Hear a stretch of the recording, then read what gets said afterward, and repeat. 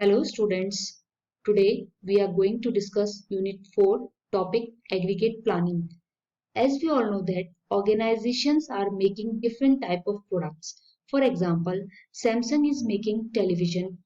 This television is a single product, but in that television there are different sizes like 32 inches, 42 inches, 24 inches, 55 inches, etc. And in that there are different kind of specification are also there like HD, full HD, etc. So we do complete planning at two different level. First one is macro level, second is micro level. This macro level, this macro level planning is known as aggregate planning. Let's have a look on this definition. It involves planning the best quality to produce in the intermediate range horizon.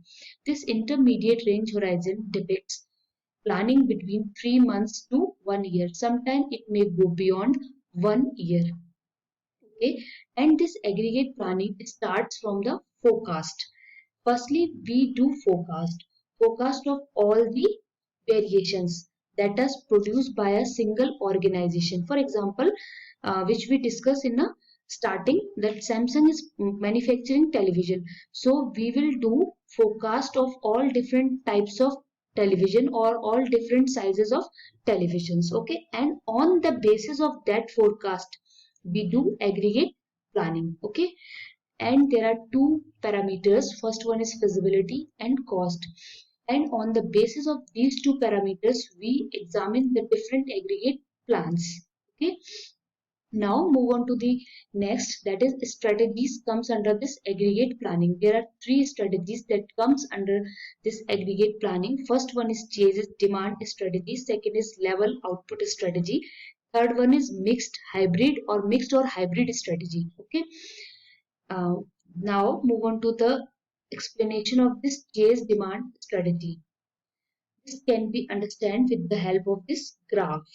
In the chase demand strategy, we have time on this x-axis and demand and output on the y-axis. This dotted line represents the normal capacity, and this first represent the first phase, this second represent the second phase, and this third represent the third phase.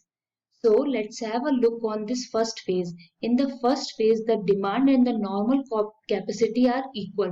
So in this phase, we need not to take any action because the normal capacity and the demand is equal. So this is balanced, already balanced.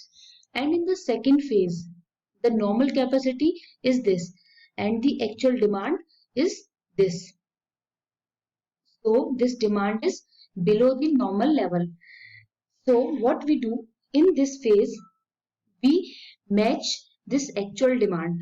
So we do lay off the employees, we use some slack time, and by using these kind of strategy we make or we match this normal capacity to the case capacity, because this is the actual demand, or we can say this is the requirement. So in this phase, we lay off some employees or we use some slack time. If we are not doing so, then the cost will definitely high. That's why we are doing layoff of employees and so on. Okay. Now this third stage represent. In this third stage, the output is above the normal capacity. So what we do in this stage? In this stage, we use overtime, subcontracting, or we can say inventory and part-time and hiring of some more employees. Okay, so there are different kind of strategy which we are using in the second phase and the third phase to match the normal capacity, or to match the real demand, or to match the real requirement. Okay, now move on to the next level output strategy. In this level output strategy, there is a constant rate of production. This GITs also support this constant rate of production, and this can be understood with the help of this graph. On the x-axis we have same time, on an y-axis we have demand or output. Here this first phase also, this first represent the first phase, and in this first phase the output level and the demand is equal. But in the second phase, the demand is below than the output level. So we are manufacturing at a constant rate and the actual demand is below than the normal, or we can say output level which we are manufacturing. So in this phase there is a continuous accumulation of inventory. Okay, so there is a continuous accumulation of inventory in this phase. Okay, and in the next phase, that is third phase, in this third phase the demand is above the output level.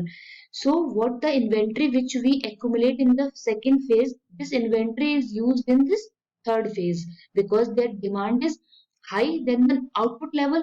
We are continuously manufacturing this level on, or we are manufacturing on this level.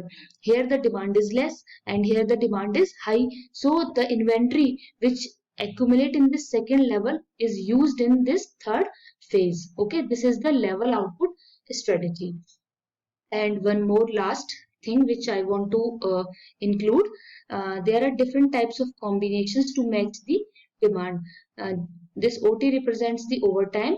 We use overtime plus subcontracting, we use overtime plus inventory, we use overtime plus hiring, and many more.